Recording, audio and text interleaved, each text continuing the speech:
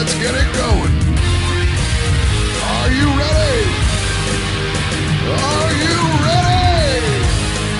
Let's go! Revolution Radio at freedomslips.com. It is 10 p.m. Thursday evening, and we are here live on Studio A. Yeah, you've waited all week for the most cutting-edge topics and guests, and now it is time to deliver. That's right, it's the Stephen D. Kelley Show with your host, Stephen D. Kelley. Hello, everybody. Good evening. Welcome to the show. This is the Stephen D. Kelley Show. I'm your host, Stephen D. Kelley. It is Sunday evening. It is 7 p.m. on the West Coast, 10 p.m. on the East Coast. January 3rd, 2016. Welcome to the show. Tonight I have a very special guest. I'm very happy to have with us tonight. I'm going to be bringing him in here and introducing him very soon. But before I do, of course, I have to say a couple things. I want to remind everybody, of course, that this is Revolution Radio, 100% listener-supported radio. We do depend on your donations, so please, if you can, go to our support page, which is easy enough to find. If you go to www.freedomslips.com, on the right, left side of the page, there will be a blue button that says Donate. And that's where you go to help us out.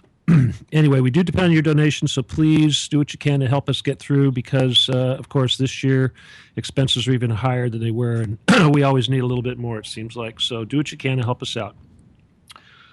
Pardon me. Okay. Now, I haven't had a guest in a few weeks, but I'm very happy to have this one here. His name is Bruce Margolin. And he is an attorney from Hollywood. He is actually very well known. If you are in California or if you have anything to do with the 420, you probably know who this guy is. But anyway, I know who he is, and I'm certainly happy to have him here, and I get to introduce him to you tonight. And on behalf of the Revolution Radio Network and all of the hosts, including myself, I want to welcome you here tonight, Bruce. And are you there, Bruce? Okay.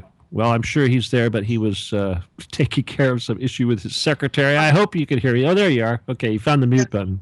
Excellent. Hi, good evening to you and your guests, and I look forward to speaking to you and your guests with some enlightening information about the status of these important laws and what's on the horizon for California regarding legalization, et cetera, when it comes to marijuana. Very good. All right. I appreciate that. Now, as you know, my show isn't really dedicated to this particular subject. Terry Joyce, her program is usually covering these things, but basically, she told me that she was making some connections to Bruce here, and I go, I want him on my show. So here he is. Anyway, I'm very happy to have you here tonight, Bruce. And again, I want to welcome you to the network and all the listeners out there. Just so that you know, these listeners are scattered all over the world. Obviously, this is an English-speaking audience, but they're everywhere. They're not just California. They're all over the United States as well as Europe and everywhere that they speak English. So I just want to welcome you. Now, like I said, Bruce here is the most well-known for his work in defending people with illegal issues as a result of the marijuana laws here in California. And, of course, if you've been paying attention, you'll know that the legalization seems to be sweeping the country. Things are certainly changing. And obviously, this has certainly had an effect on his business. But at the same time, Bruce has got a lot of important information that he's going to share with us tonight regarding certain laws that people may not be aware of with respect to these changes with the drug laws here in California and other states. So anyway, we don't just have to talk about that. We can also, I know you've also been involved with the Occupy movement and things like that. We can certainly talk about that. But I guess before we dive into the trying to teach people and share with them your wealth of knowledge regarding this subject, I just kind of like to get a couple questions off first about how long you've been doing this, what got you into this particular field, and if you could perhaps tell us about some of your more memorable cases that you think have really set the bar and set precedents as far as these particular issues are concerned. Well, thank you. I will introduce myself. I won't be too wordy, I hope, but I think it's important to relate my background so they can know that I have some experience in the area. I started my practice in 1967 as a marijuana and criminal defense attorney, and I was a young lawyer, 25 years old, and for some reason I came at the right time at the right place in this practice of law, because this is when the search and seizure laws were taking effect regarding suppression of evidence in 1967, a little earlier. And coming out of law school, having been fortunate enough to be a good law student, I was able to be on my game when it comes to questions of legality of police conduct, and I was able to be successful in defending a lot of cases successfully. Along the way, I began to pick up marijuana cases, obviously, as a young lawyer. In those days, those were the 60s, late 60s. And as we know, many people from the East Coast and around the country were coming to California to join the flower generation of the hippies and the freedom that we proposed to have here. And that time, I told you, I started my practice here in Los Angeles and have been in practice since '67. And I got a few cases, and then one case in particular came to my office where there was about 20 or 25 kids busted at a hippie house here in Hollywood.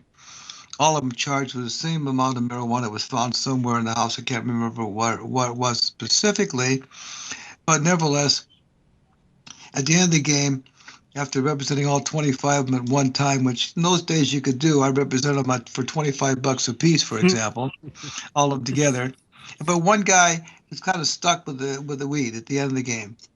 When I went to the judge, I said, Judge, according to the American Bar Association standards of prosecution and punishment, you're supposed to consider the intended wrong. So the judge, okay, well, Judge, I'm confronting you about this issue because where's the intended wrong for people possessing marijuana? Now, I understand in those days, marijuana was punishment, any amount with a felony from 0 to 5 years in prison, unless you got probation. Of course, most people did, but nevertheless, you could see the playing field. And so the judge said, I said, well, Judge, how can you punish this man? He had no intended wrong. He's smoking some weed, nothing more than that. He's not, trying to get over on anybody. He's not committing any crimes in the sense that he's trying to put violence or anything like that. And he thought for a while, and he said, well, Mr. Margolin, I can punish him because he broke the law. I said to myself at that point, well, I guess I better get out of the courtroom as well as in the courtroom if I'm going to change this process. And that's how I began with an organization to legalize marijuana called CAMP, the Campaign to Abolish Marijuana, in 1967. And from there on, became the director of NORML, the National Organization to Reform Marijuana, in 1973. So I've been on this for all these years trying to get changes made. I ran for assembly 4 times on the legalization platform. I ran for governor of California. I ran for U.S. Congress 2 years ago, again as a marijuana legalization attorney, just trying to confront the public and the politicians with the concept that marijuana needs to be legalized, and that I've stood up for that issue. And I'm glad to say that things have turned around, but not to the degree I hoped they would. I thought these laws would fall like the Berlin Wall about 25 years ago. And we're still battling over the little rocks and little tidbits here and there, trying to pick away at the irrational laws that surround marijuana prosecution and thinking about marijuana. So we're on the forefront right now, as you've indicated, legalization.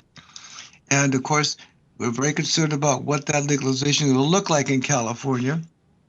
And I want to discuss that with your public and with yourselves to get some enlightenment as to what is the status of things, how they look, and what the current laws are.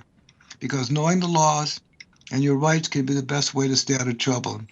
And my motto is, no one belongs in jail for marijuana. In that regard, I want to introduce myself and know where my practice is.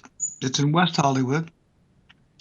My telephone number is 1-800-420-LAWS, LAWS, and my website is also 420 Laws. So all the things I'm speaking about, you can go on my website and see my guide in marijuana laws that covers almost everything we're going to discuss, the current laws, not only in California, but throughout the United States, and a lot of cases that are relevant to the defending of marijuana cases, a lot of information that people should know about if they're participating in any way when it comes to weed, or their family or their kids or otherwise, because again, knowing the law is the best way to stay out of trouble, and that's what I help people to do. So again, they can go on my website, 1-800-420-LAWS.com, and get my guide, or get my free app, 420 Laws app. That also has my guide and some other information about what to do if you get pulled over in a DUI case, etc. And I hope that some of these things I've said will titillate your audience and yourself to ask me questions that are relevant to research. Well, okay? let me ask you a question first off. Okay, now your phone number for people to call is 1-800-420-LAWS. Is that correct? That's correct. Okay, and you also have a website which is www.420laws.com. Right. Okay, everybody. So it's because you said 1-800.com, and I thought, wait a minute. Okay, everybody, if you're listening, that's 1-800-420-LAWS or 420laws.com. All right, there you go. Thank you. And also, if they want the free app, 420 Laws app, they get it for free. It's got everything I'm talking about, my guide, and a recording so you can protect yourself if you get stopped. It goes to iCloud. Check out my app, 420 Laws app. Okay, let's go over there. Great. Okay, we got that done. Yeah, we got the plug in, but really I want to provide information. So that's the important part of it, as well as, of course, I'm available if they get any problems. Okay, well, before we dive into that, let me do this. I'm going to give out the call-in number right now. Normally we wait until the second half of the show to take calls, but I think under the circumstances, there may be somebody out there that's got a real important question that they just can't wait, and they need to talk to you right now. So if you have a question for Bruce regarding a pending legal, well, I don't know if you want to. Well, anyway, Bruce is here. If you've got questions, now's the time to take advantage of it. And the phone number, if you'd like to call into the show and talk to Bruce, is area code 323-795-2215. Okay, one more time. The call-in number tonight is going to be 323-795-2215. Okay, so anyway, you guys are free. You can call in anytime you want. Talk to Bruce, ask him a question. So, Bruce, where would you like to start? First of all, things have changed. Obviously, I'm all pro decriminalizing versus legalizing, but what can you tell people that are having to work around these things right now? We'll start with California. Obviously, this is a local thing. Of course, the rest of the country is going to play catch up. But I think as far as the local laws are concerned right now, what are some of the biggest misconceptions? What do people need to know that they're really oblivious to right now? Okay, well, we talk about California state laws.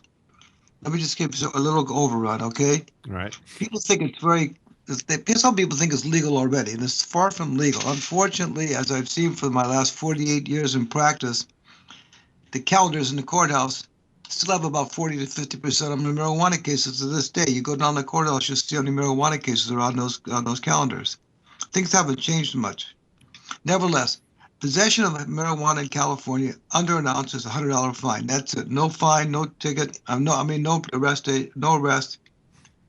nothing, as long as you have ID. Over an ounce is a misdemeanor, punishable by 6 months. Possession for sale is a felony, punishable by state prison, 3 years. Transportation and sale, punishable by 4 years. Potential. Of course, that's subject to not getting probation. Most people do, about 99% of them, okay? But those probation terms can include up to a year in jail for instance, possession for sale or transportation. Cultivation of marijuana, also a felony in the state of California, 1 plant. However, we also have the medical marijuana laws. In 1996, I think it was, we passed Prop 215. The medical marijuana laws are first in the country. Those provide that if a person has a recommendation from a doctor or approval that they can have up to 6 mature or 12 mature plants and have up to 8 ounces of bud. That means flowers. That means the type you smoke. The other, shrimp, doesn't count.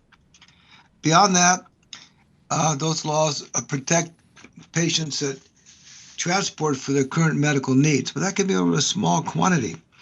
Many people drive around in their cars thinking they drive around with a pound or a couple elbows in their car or whatever it is, or ounces, and they don't realize that they can't drive around with marijuana in their car, even though they're patients. They only can have quantities that are consistent with what they need at the time. For example, one leading case, it's in my guide, the guy had 4 ounces of weed, which was conceded as being medical marijuana. The doctor testified, he testified, and all the rest of it, but he's still convicted. And the Court of Appeals said that the conviction stood because his claim was that he kept the marijuana in his car because his mother didn't like it in the house. The court reconfirmed that, no, you can't transport marijuana unless it's for your current medical needs. And they went on to say, had he been traveling maybe to Northern California for an extended vacation, maybe he needs 4 ounces. Well, beyond that, people also get in trouble all the time as medical patients when they grow more than 6 mature or 12 immature plants. Those protections only protect you. Those amounts are protected under Senate Bill 420, was passed some years later, 2005. That protects you from being arrested and your marijuana confiscated. But if you have more than that amount, then you're subject to being arrested and prosecuted for the usual charges of cultivation, felony possession for sale, etc. And you have to prove in the courthouse that you had those quantities because they were consistent with your current medical needs. So again, people who grow more than 6 mature or 12 immature, they're in trouble. Now also, and that Senate Bill 420, that medical marijuana laws that passed in 2005 that extended Prop 215, because Prop 215, which was simply our first medical marijuana laws that provided for possession and cultivation only for personal use. It didn't provide for collectives and co-ops and dispensaries, etc. But the Senate Bill 420 in 2005 did provide for collectives. Collectives are a group of patients that come together to grow for their personal needs. Now, there's a lot of gray areas in our laws, and that's unfortunate because the police take advantage of it, and the defendants, when they get to the courtroom, have very shaky grounds about really how the court's going to interpret it, what they've done, and the laws themselves. For example, let's assume you have 4 or 5 or 10 people in your collective, and you have 60 to 100 plants. Maybe you're saying even 60 plants where you have 10 people. You say, well, there's my 6 mature. What's wrong with that? They're going to say, go prove it in court that all these people have recommendations, prove that the quantity is consistent with their needs, and prove that there's no profit involved. That's another part of our laws. It says profit's not authorized. That was a compromise we conceded to when we passed Senate Bill 420. They wanted to say no profit. We said, no, we think there should be profit. They said, well, profit's not authorized by this bill, they said. So it ends up getting interpreted in a way that the poor defendants have to prove that they were not making any money off this other than some minor amount of money for services, overhead costs, and operating expenses. Most people don't have records to prove that, and that's another part of their problem. Mm-hmm. Okay, so I've already said a lot of stuff already. I'm sure there's some questions. Well, quick question. Now, so this is why the dispensaries, they say everything is a donation. Is that right?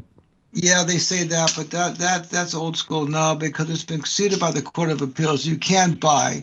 And matter of fact, they say all people have to do to remember the dispensaries patients. All they have to do is buy marijuana from the location, and they could sell it. That's no problem. That idea of being a donation only is not really necessary any longer. Just calling it a donation is irrelevant as long as they can prove that the quantity they're selling and they're making any profit over the current overhead. Now, what we did recently because of this problem, we just passed in California AB 266. That's a bill that's going into effect as of yesterday, January 1st, 2016. AB 266 and some related other statutes provide that we can now have profit involved with marijuana, medical marijuana. Notwithstanding whether we pass an initiative or not, or legalize it entirely, at least people are engaged in providing marijuana where patients can now make profit. Now, that may sound good on one level because obviously people need to make some kind of profit to go through all the labor that it takes to provide marijuana and all the costs. But that doesn't help the poor patients who are supposed to be. This is supposed to be a compassionate use law. Okay, where's the compassion? It's to keep raising the taxes on people and the costs. Now, these new laws, AB 266, provides for provision of licenses to transport, licenses to grow, licenses to manufacture, licenses to do all the things that are necessary, testing, manufacturing, providing to manufacture hashish, for example, which is very dangerous by using butane. And again, we don't know what those taxes are going to be involved, and we don't know how much the licenses are going to cost, and it hasn't been fleshed out yet. But in the next 2 years, they will be, because it's AB 266 coming into effect 2016. But each county and city has the opportunity to opt out for it or agree to go along with the program and decide for themselves how much these different licenses are going to cost, and the other factions of the initiative and the legislation. Let me make a comment. Let me just throw a comment out there. From what you've said right now about these laws and these changes that they're making, one, the ability to profit, and two, the necessity of various licenses for these different aspects. To me, this looks like a control mechanism that's going to favor the George Soros, the Monsantos, and the well-connected mafias that are going to pay the good money to be having the exclusive licenses. And in other words, the greed has certainly seemed to have taken over, and the corporations apparently are going to cash in, and these laws are being designed to facilitate just that. Would you agree? Well, the greed actually comes of the county and cities that want to get a piece of the action. Okay, they want a tax is what they want, right? They want a piece of it. That's part of it. Now, there are some limitations on who's going to get these licenses. We don't know who's going to get them. Some are licensed to grow smaller amounts, and some are licensed to grow bigger amounts. And there are some limitations in the statute that hopefully we can keep Big Pharma out of the picture. I won't count on it, but that's what we're hoping to do. I personally, as an advocate for the rights of the marijuana users, because that's my shtick, and that's what normal shtick is, we'd like to see the price to be low. We don't want big pharma to move in, and we'd like to see the small-time growers who've been risking their freedom all these years to still maintain their ability to be able to provide marijuana at this point, maybe actually come out of the woodwork and live normal lives and pay taxes and buy cars and houses like the rest of us. So I understand your concern, and mine is there too. We're going to do our best to try to keep that from getting out of line. Well, I am impressed, though. The very fact that you are one of the instigators or founders of NORML says a lot. And I don't know if everybody out there is familiar with NORML, but NORML is has historically been the leader in the legalization efforts. So that's pretty cool credentials. Well, I don't know about being a leader. I think we have been. Let's just say we've been responsible representatives of the interests of the consumer, and we've been able to maintain that since it began in 1970. I think it's 72, the national organization. And so we have done our best, but have we really done that much? I don't know what the hell we've done. All I know is that we've tried hard and very little success. Here it is 45 years later, people still going to jail. The laws are confused. There's still all this prejudice against the marijuana users, notwithstanding all we've tried to do to disseminate the truth about marijuana. It is a very beautiful plant. It's a spiritual experience to use it for some people, many. It's definitely a medicine, and it's basically harmless to the user. And under the right circumstances, it should have no concern by the public of whether people use it or not. But we're still dealing with a lot of prejudice attached to it because, in the beginning, the conceived users were black musicians, which were a lot of prejudice in those days, and I can't remember the other black musicians and the Mexican Americans, which were identified with using marijuana. Mhm. And there was a lot of prejudice attached to their use, and that's probably what caused a lot of these laws to come in place. And if you look at the congressional records of the time when they made marijuana illegal, you see the remarks of the congressmen and the legislators that referred to these people in very negative and racist ways in order to inflame the public and inflame their other companions to making these laws, put these laws in place. So we're still dealing with that. And thank you for the comment about normal. We have stayed alive. We stayed reputable. We have been all over the country all these years. And I personally am proud to have been a part of this organization. Like I say, I've been the director for all these years, doing my best to help the public be aware of the consequences of the laws and to do our best to try to change those. Let me ask you something. Just recently, I've been seeing stories coming out about Washington or Congress having essentially legalized the medical marijuana. What can you tell us about that? Well, I got some information on that. Really, what it comes down to is they took the money away from the DEA to prosecute marijuana cases for the states. And I think, and I must say, I'd like to say this, I hope it's true, that Obama's kind of behind the scenes pulling some of these strings. We've always hoped he'd do something for us along the way, and it seems like this is taking the heart out of the DEA's ability to come in here and bust people in states where we do have medical marijuana and they're conforming with the laws. Now, when I say conforming with the laws, that's always a tricky question as to whether they are or where they are not. So that's a problem. But a case just came down recently here in California involving a Harborside, I think it was called Harborside, or it's one of the other collectors in San Francisco, one of the two, in Marin in particular, had a restraining order against them opening and further having their dispensary.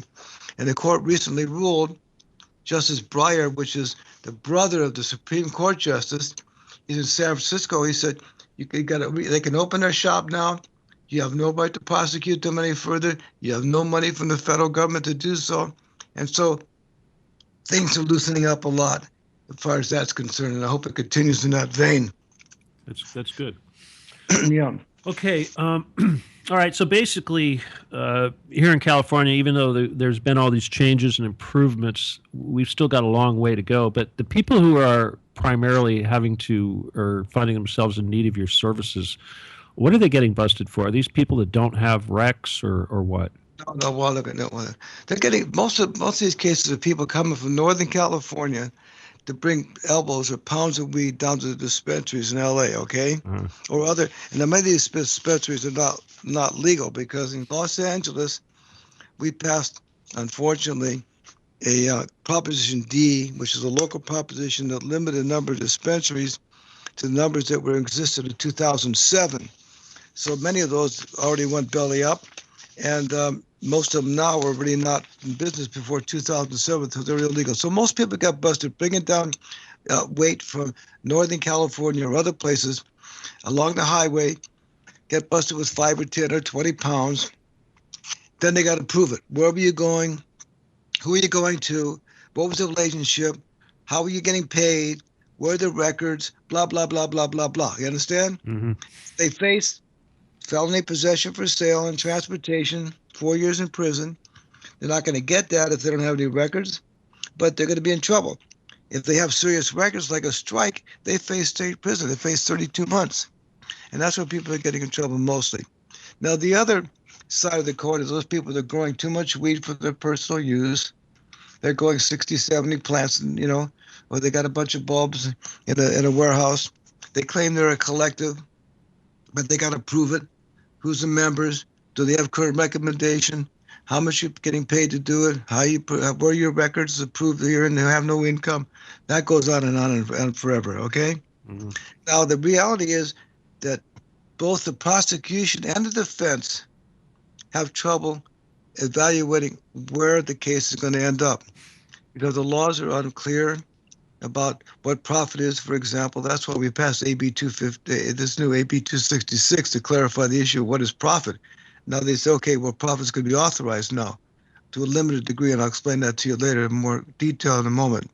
Nevertheless, so they have to prove there's no profit involved with their organization. 99% of them don't even keep records, let alone can they prove what they do with every dollar. Mm-hmm. So they're at jeopardy. So anyway, on both sides of the coin, the prosecutor and the defendant's lawyer have trouble evaluating where it's going to go at the end of the game, so they make deals.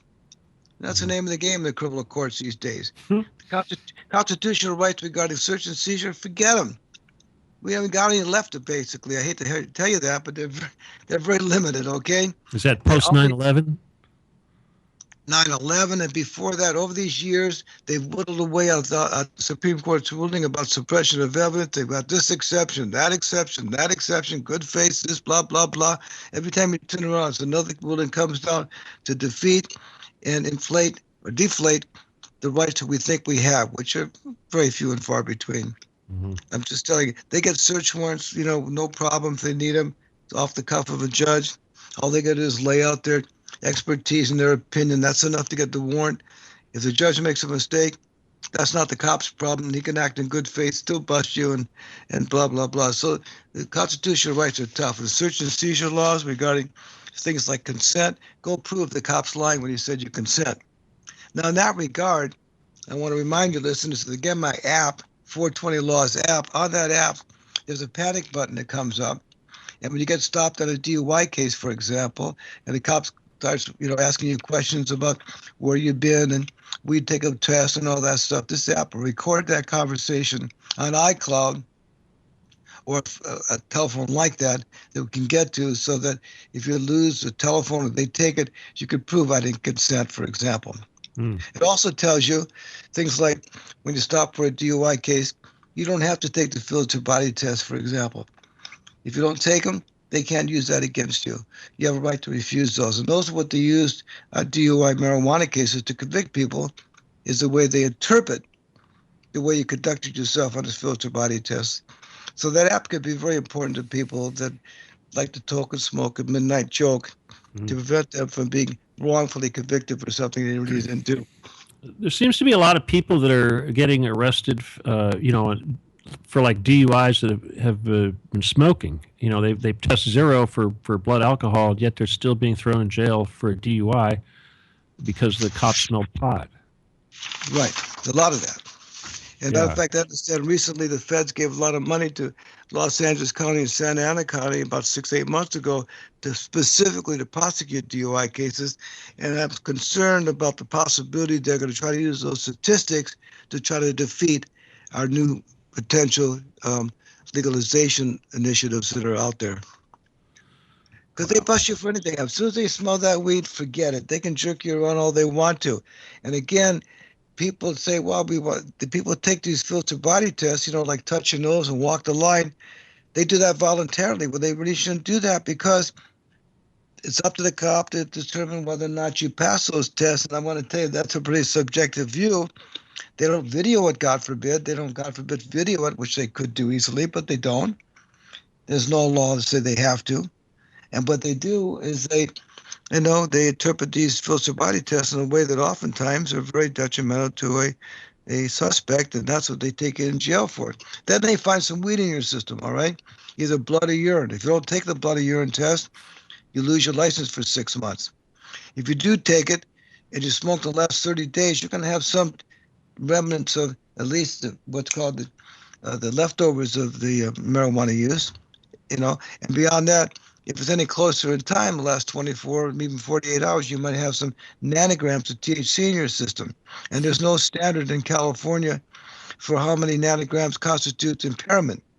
Now, some states do have arbitrary numbers, like 5 nanograms, which are, again, arbitrary.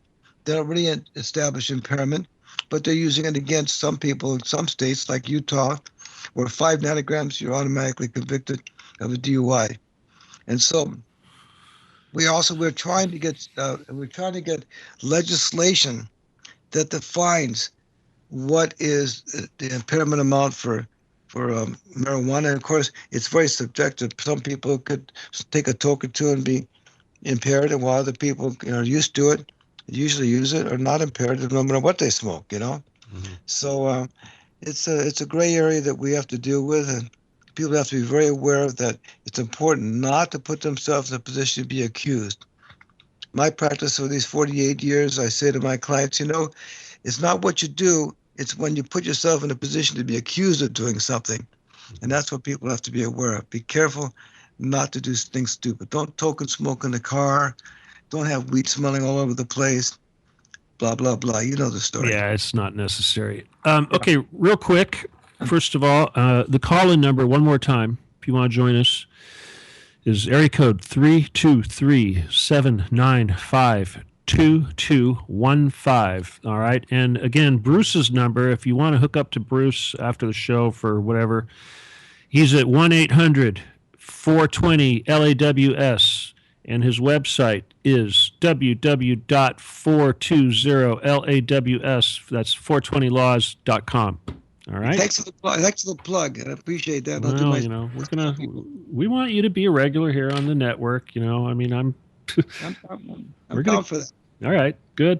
We're gonna have you here more and often. I mean, I know Terry was probably should have had you on first, but you got to do her show next. There's a lot to talk about, and there's a lot of people out there using weed, and they really got to know what's going on because, stupidity is not helpful, and not knowing the law doesn't help, You really got to know what's happening. If you're going to be involved, you better be up to speed what's happening here because you could jeopardize your freedom, number one, and your finances, number two, and maybe your family relationships, number three, regarding things like the Department of Social Services coming in and taking your kids. Oh, God. All this is in the picture. All this in the Pandora's box that you open up when you're involved with using this benign, sacred, and medicine. Okay. Right. Now, obviously, this is going to be the focus of our discussion tonight.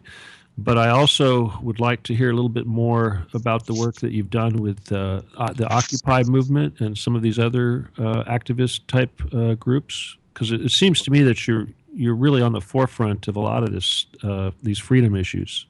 Can you talk about that? I could talk about it. I want to tell you, my daily practice is the forefront of the courtroom. That's where I work every day. So I'm not really in the streets like you would think I might be. But I've been involved with the ACLU. I've received an award from the ACLU for representing people over the years. I was the head of an organization called the Diggers in the beginning. I also helped establish the free clinics in Los Angeles. I've also been down for the Occupy movement we had here in Los Angeles. We all slept at front of the city hall in our tents for weeks and months to try to express our concerns. And I tell you, I just saw a movie by Michael Moore. I don't know if you've seen it or not, heard about it. Something that followed me to invade other countries. And what he was invading them with is an American flag, trying to bring back to America some of the things that we promoted here in the States that they ran with and actually have succeeded in getting in other countries, like women's rights, like work that includes time off more than 2 weeks, things like kids' school lunches, and things of that nature that the Americans have pronounced and promoted, but we failed to instigate and create in our country. So my point is, getting out in the street can be very important, but very frustrating, because most of the time you feel you're getting nowhere with it. You don't even being heard, let alone the possibility of being incarcerated for expressing your rights. So put that there. So beyond that, I've represented a lot of people over the years, a lot of different kinds of cases. I've been very fortunate to have a great practice since I began. I've traveled a lot myself all over the world. I go to India a lot and things of that nature. I've represented such notorious people as Timothy Leary, for example, in the days when he was charged with the escape charges. And I brought out a lot about the fact of why he was in jail. And really, it was for a marijuana case only, even though the president called him the most dangerous man in America. So, and I've represented a lot of big cases that resulted in dismissals, appellate cases that have somewhat changed the laws.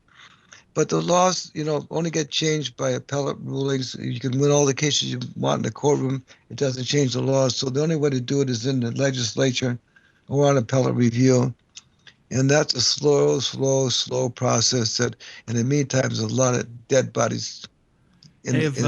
Have you yourself ever been persecuted? Did they ever stick you behind bars for anything? No. I've been, the thing is, I'm very well known but I play it very straight. I'm a very straight guy, okay? And I don't do anything stupid like commit any crimes myself or get too close to any of the activities that my clients are involved in.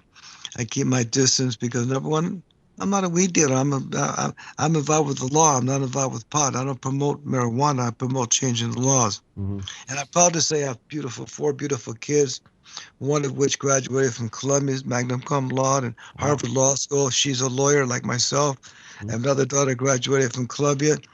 She was last year in journalism. Mm-hmm. She writes for the New York Village Voice on all the marijuana issues there. I have another son at Berkeley, got 4 A's, and I got another daughter, 10 years old. She's doing well in school. So I'm a family man, and I'm a faithful lawyer. I keep my notes clean. I never got in any trouble. Of course, they've looked at me 1,000 times, because I had so many big cases. They thought I was involved with these people, and they've had people trailing me and watching me. And I remember some of the police officers involved with the Leary case told me later on how they were assigned to watching me continually when I would go anywhere. And they'd say, we sat around while you're sitting on the beach meditating for 4 hours. And we don't know what the hell we were doing with ourselves. And so, but I've always kept myself at a distance because, when you have notoriety, they like to make an example out of you. Yeah. Number one. And number two is, I'm a lawyer. I'm not a criminal. I know what side of the fence I'm on. That's the story for me. All right. Now, what time does your little girl go to bed? Are you going to have to put her to bed or anything pretty soon? No, she goes to bed. I'd like to have her to bed definitely by 10 o'clock. Okay. She's 10 years old. All right. So I think we'll be okay. But I'll take a little break to make sure she's organized to get rocking, to make sure dinner's all ready to go and all that. So when I get a chance, I'll take a 10-minute break. All right. All right. Well, we're gonna take a break here in about 15 minutes is our first break. So if you want to go ahead and take care of her then, and then I'll just, as soon as you just get back, we'll just pick up. But I want to remind everybody that this is the Stephen D. Kelley Show on Revolution Radio, www.freedomslips.com. We are talking with Bruce Margolis, famous activist, or I should say, famous marijuana attorney. Is that reasonable to say, or that's fine? It's Margolin. Margolin. I'm sorry. Why I said that. Anyway, but again, the call-in number, if you'd like to join us here in the next little while, is going to be 323-795-2215. And once again, of course, Bruce's phone number for his business is 1-800-420-LAWS, and his website, where you can download the app again, is www.420laws.com. Anyway, okay, but we're ready. We can take calls anytime you want. Is there anything else that you would like to share with us? Well, I think it's important that we talk about these initiatives because they're on the horizon now. Okay. Okay. We have we've attempted to get ballot, things on the ballot several times. The last election, we had Prop 19 in California. We almost legalized marijuana at that time. We got 46% of the public to vote for it, and we failed. This year, people think it's a foregone conclusion that marijuana is going to be legalized in California. We have been promoting different kinds of initiatives to get on the ballot. Some are more liberal than the others. But Bruce, that last initiative, wasn't that really flawed? It seems to me that there was a major flaw in that initiative, and that's why refresh my memory. What was the flaw? If I recall, of course, it's been a while. I don't remember exactly, but it seems to me that it was written in some way that it was going to cause some restrictions. I think what it was, if I recall, it had something to do with exorbitant licensing fees or something of this nature. Well, this is I can't remember the details of it, but we basically lost the vote in part, and I can't blame it on these people. But in Northern California, they like status quo. Okay, so we in these other places other than the big cities, like Merced or Fresno, these places, they're all very Republican, red conservatives that didn't vote for it. That's why we lost the vote. Basically, I don't know if anything's wrong with the initiative. all these initiatives are bad, okay? But I want to get out to the ones that are going on right now because it's new news, okay? There's someone by the name of Parker, all right? He's a famous guy from the Silicon Valley who came up with a lot of money. And unfortunately, it takes a lot of money to put these on the ballot. He came up with the $1.3 million to get a new initiative on the ballot. He's the vehicle is the California Controlled Tax and Regulate Adult Use Marijuana Act, AUMA, backed by the Silicon Valley tech billionaire Sean Parker. It's also been supported by Lieutenant Governor Gavin Newsom, who's our Lieutenant Governor in California, who I met with many months ago to talk about how to get this accomplished. And my concern was, and his as well, is multiple initiatives on the ballot that would compete with each other and dilute the possibility of getting 50% for any of them. Mm-hmm. Now, that concern has gone by the wayside because it looks like no one else is going to be able to get on the ballot because no one could get up the money to get it done. You think, well, why does it take so much money? Well, it takes X amount of signatures, and unfortunately, in this day and age, you apparently have to pay for them to get done, okay? Yeah, I'm Then very also- aware of that, yeah. Yeah. Then you got to pay for the printing, and you got to pay for the promoting and all the rest of the stuff. So we were down to, for instance, California Normal had a Reform CA, reformcalifornia.org, which was their and our organization that was trying to promote this initiative, our initiative. And then there's another one supported, which I've been supporting all the time, California Hemp and Health Initiative, which is Jack Herrera was a kind of famous person in our industry. That initiative provides for everything we want, like 90 plants per person, the licensing fees can't be more than $50. None of these restrictive potential issues that are going to be, for example, the Parker Initiative, okay? Mm-hmm. But the prognosis is bad.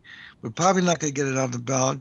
And we're going to end up with this Parker Initiative, which has the support of Gavin Newsom, Weed Maps, which is a big website that people use to find out where they can score. And this proposal includes a very restrictive amount of legalization. I'm going to tell you what it is, okay?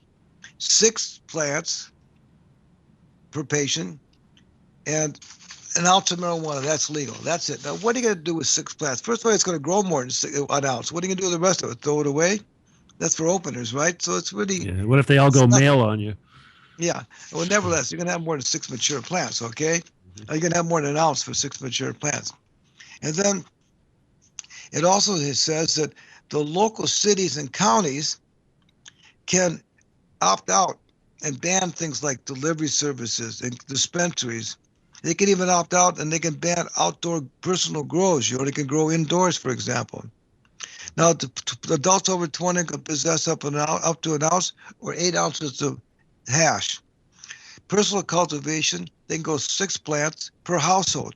That means if you have 3 people in the house, you can have 6 plants. That's not going to be enough. We're going to have the black market all over again. I was hoping I could be out of business by this time, No way, Jose. Looks like everybody's going to be back in the saddle with the black market marijuana going on.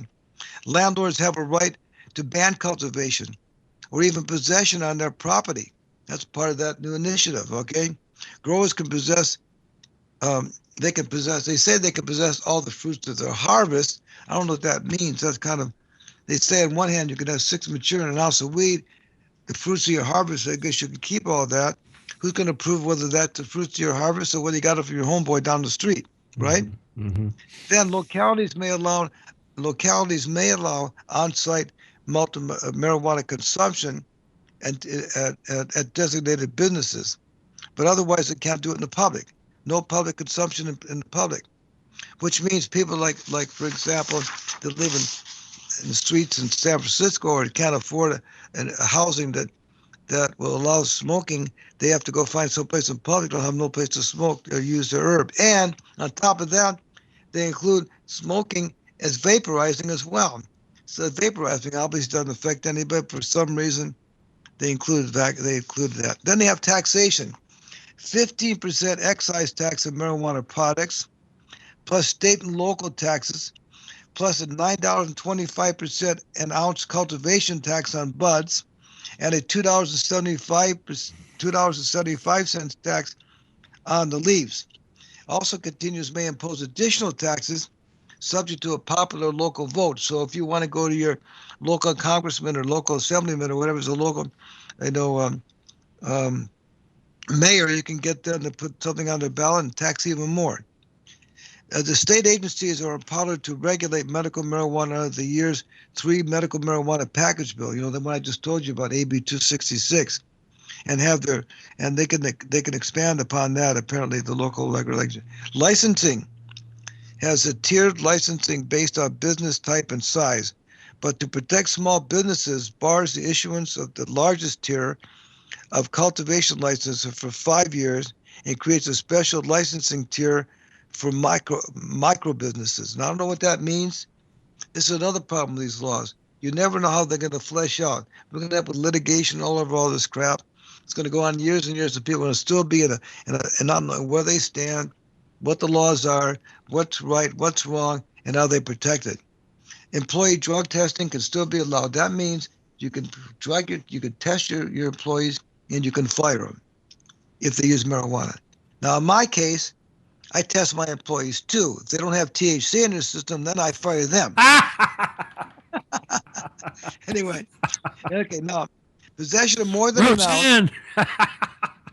Anyway, possession more than an ounce, cultivation of more than the 6 plants, unlicensed sales, possession for sale are all 6 months misdemeanors now. They were felonies, but now you can face 6 months. Well, that still means plenty of people are going to be in trouble, all right?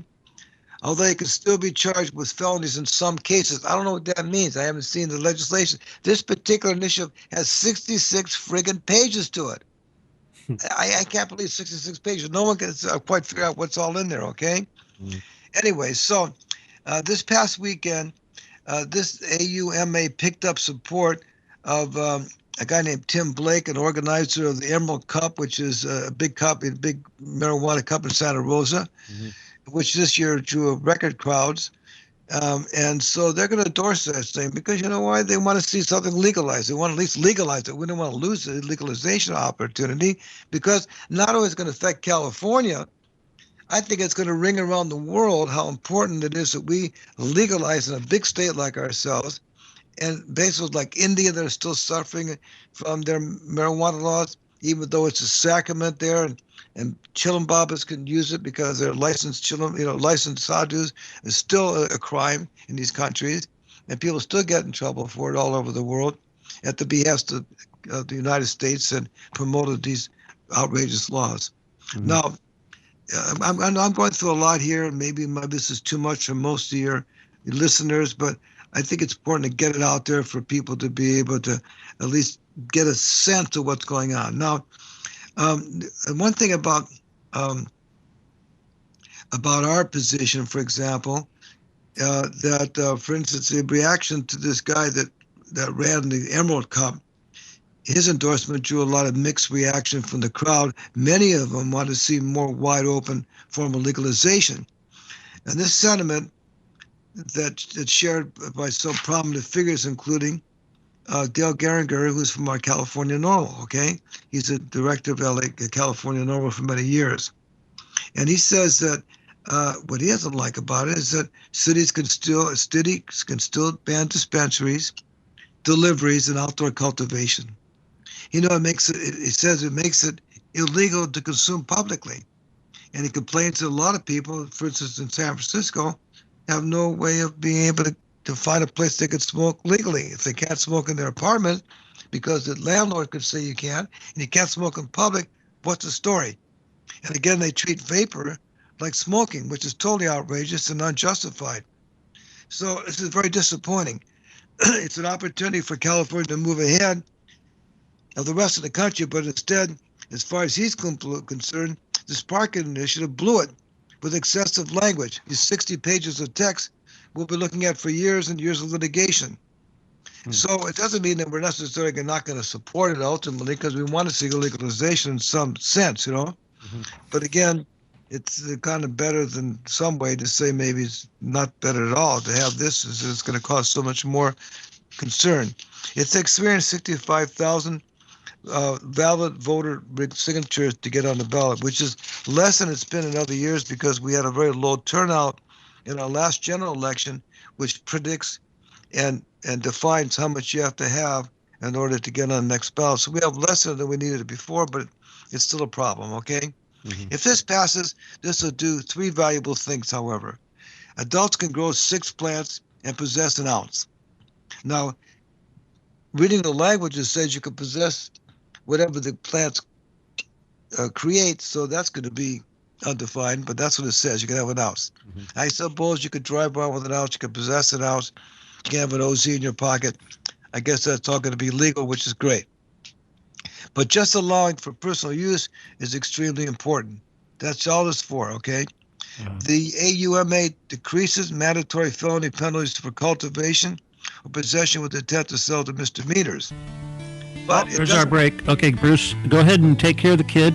The music is our break. So we'll be back in 5 minutes. Go ahead and mute your microphone, and when you're done, just let me know that you're here, and we'll pick it up. I'll pick your mute. All right.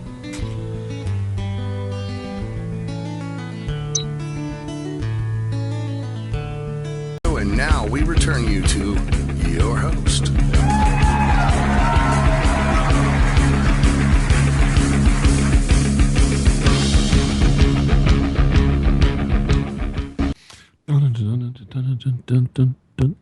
Yeah. Hey, everybody. Welcome back to the show. All right. This is the Stephen E. Kelley Show. I am Stephen E. Kelley. It is Sunday night. It is now 7:59, almost 8 o'clock. We are halfway through our show. My guest tonight is the eminent attorney, Bruce Margolin. And he's taking care of his daughter right now, and he'll be joining us back here shortly. But we are taking calls right now. So if you want to join us, here's the number, 323-795-2215. All right. Like I said, he'll be back here in a minute as soon as he makes sure his daughter's fed and all that good stuff. She's got to go to bed around 10-ish. Anyway, so this is your opportunity to talk to an eminent attorney about whatever issue you might be facing. Such a deal. Anyway, I want to remind you all, of course, that this is Revolution Radio, www.freedomslips.com, and we are dependent on your donations. So please, if you can, go to the site support page, which is easy enough to find if you press the blue button that says donate on the left side of our homepage, and do what you can with your PayPal, your credit card, or whatever. We appreciate it. And if you want to help me out, of course, I'm doing this when Bruce isn't listening. My PayPal is StephenKelley714@gmail.com. That's StephenKelley714@gmail.com. Last Sunday, somebody sent me $20. Oh, thank you. Oh, Terry, let me see. You're going to add this to the call, right? Let me see if I can do this without dropping. Okay, did it work? Did it work? Yes, it did. Oh, okay. All right. Hey, welcome. Bruce is taking care of his little girl, so she'll be back. He'll be back here real quick. Said he was going to take him about 10 minutes or so, but no big deal. This way I get to ask people to send me a couple bucks, and he doesn't have to hear me act all pathetic. Terrible, huh? Anyway, but no, last week somebody actually sent me $20. I was pretty happy about that. I got money for Christmas. Or no, it wasn't Christmas. It was New Year's. I got a new battery in my truck. Yes, you did. So happy about that. God. No longer is the battery charger permanently connected to my truck battery anymore. It's things we do, huh? Anyway. Yeah. All right. Well, anyway, like I said, Bruce will be back here real soon. I should mention there's going to be a roundtable immediately after this show at an hour.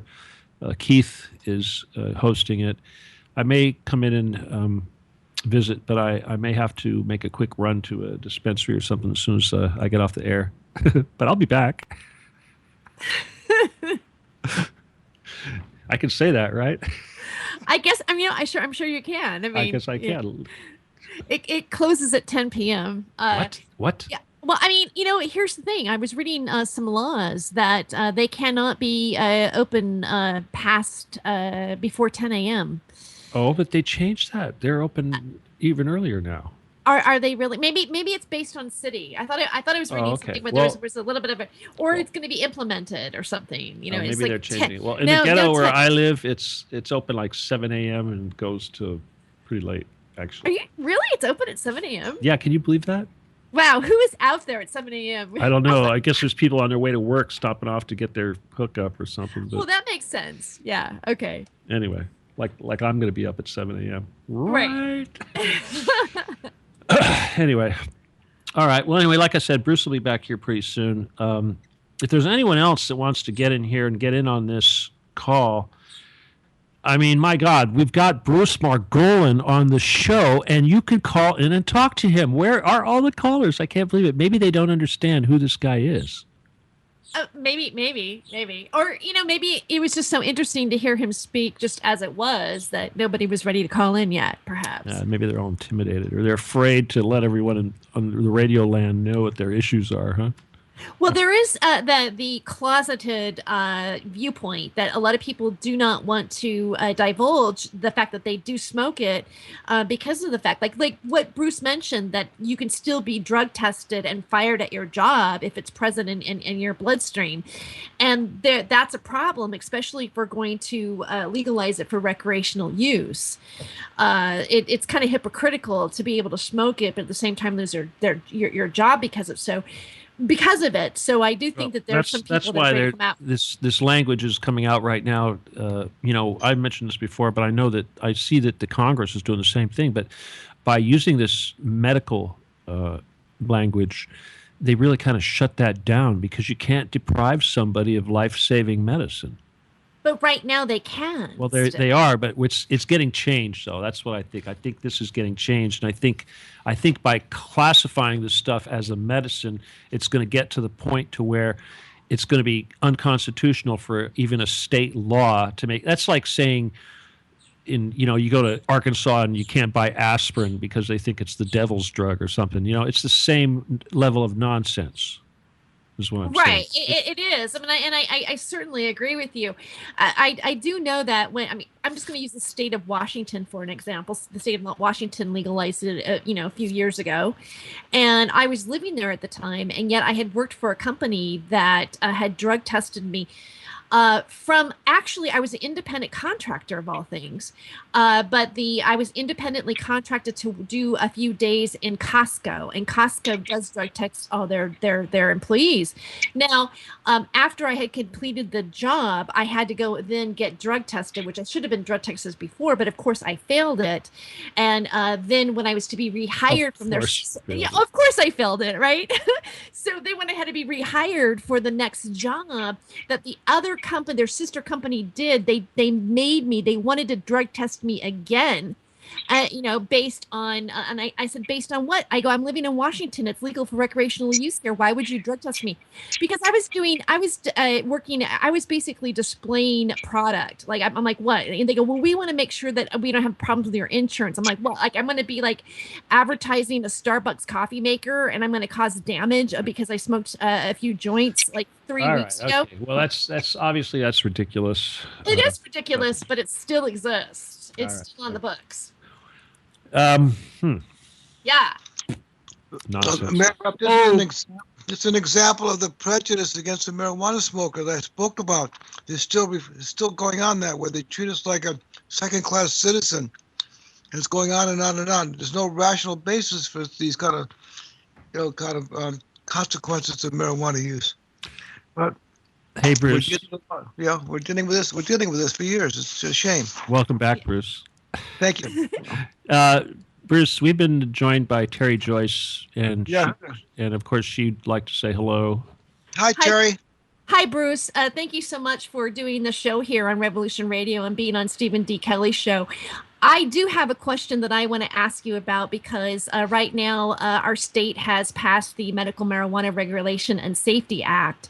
And do you see this as being an overall positive thing to our current situation, or is part of this going to be a detriment to making the for people, opening up their own dispensaries, et cetera? Is this a trap, or is it something that's going to be positive in the end, in your opinion? It's ultimately going to be positive because it becomes more mainstream, more accepted, and maybe someday we'll be able to be more freely treated like regular citizens without being picked on. So I think it's a step in the right direction, obviously. And some of these laws protect people from being arrested and prosecuted.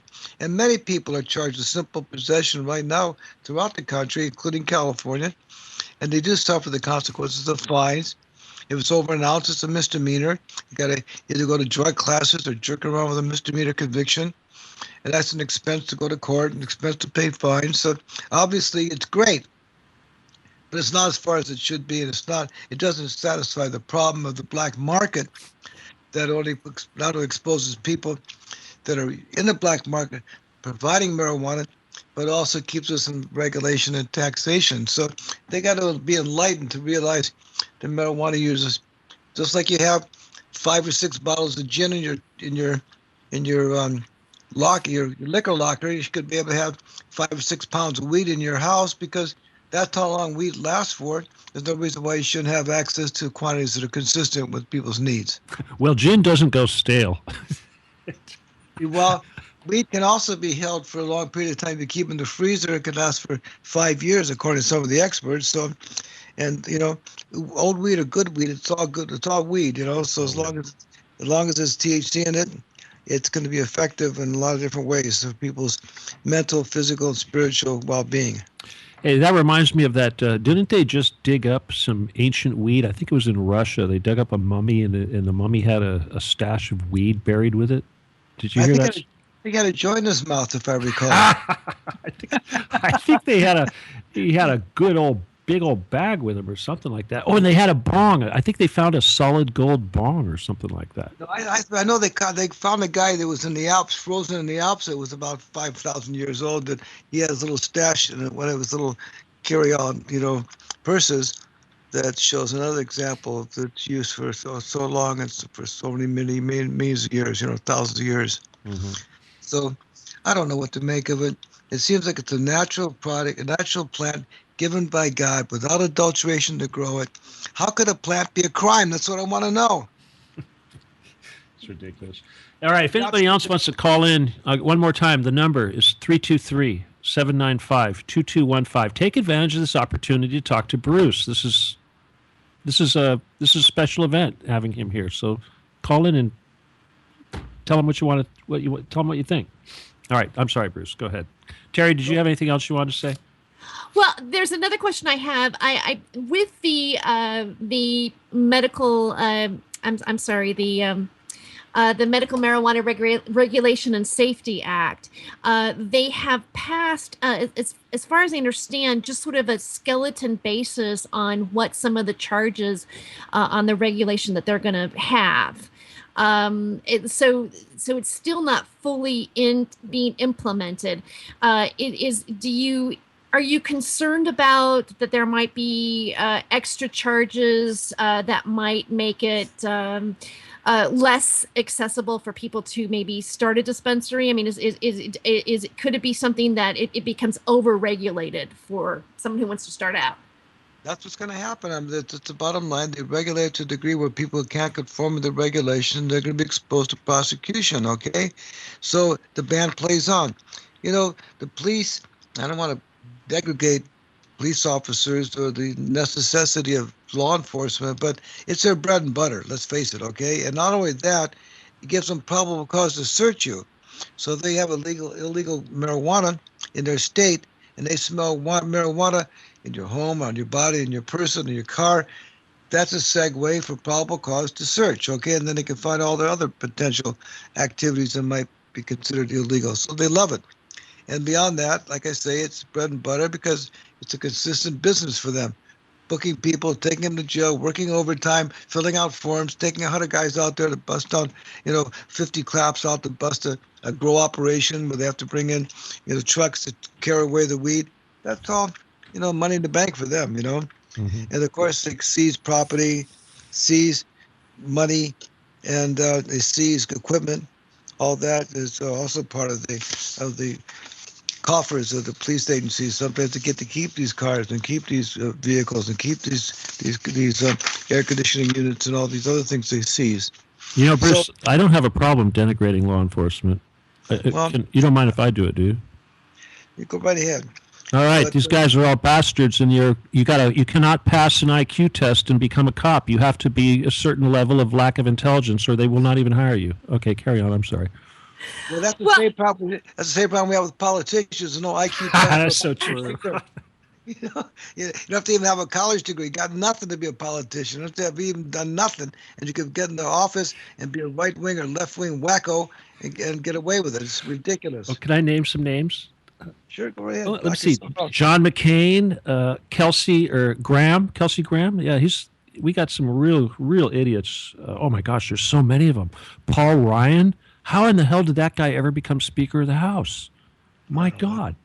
It's like they celebrate idiocy. One time when I ran for office, one of the first times, I was like 28 years old. I ran for state assembly in California, all right? Mm-hmm. I ran against a 26-year Republican incumbent. He used to be an actor. And I won the primary. I lost to general. However, I was elected to the California State Democratic Central Committee. So I went to Sacramento as a young man, 28 years old, and I'm walking down the street with some other elected officials and not elected officials, three of us. One guy bumps into another guy walking the opposite way. He has a fist fight with the guy in the street.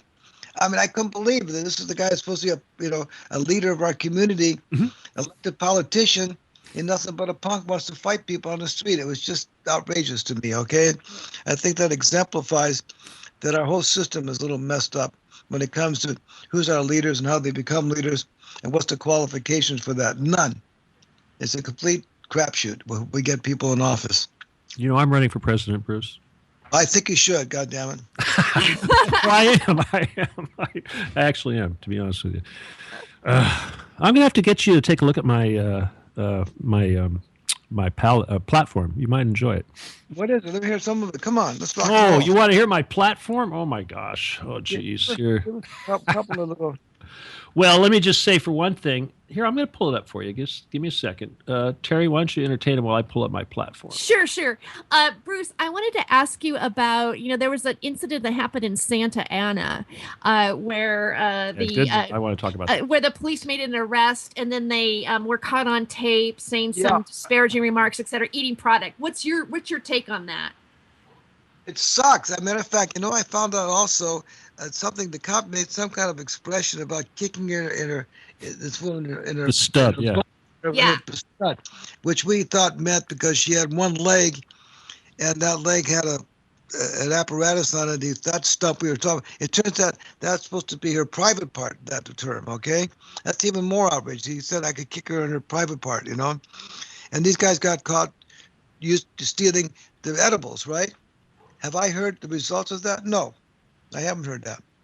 And I know of another incident up in Lake Tahoe where one of the cops, narcs, got busted selling speed. And one of the dispensaries up there kind of promoted a campaign to say this guy should be taken off the force, blah, blah. They went out and busted the dispensary. The other cops did.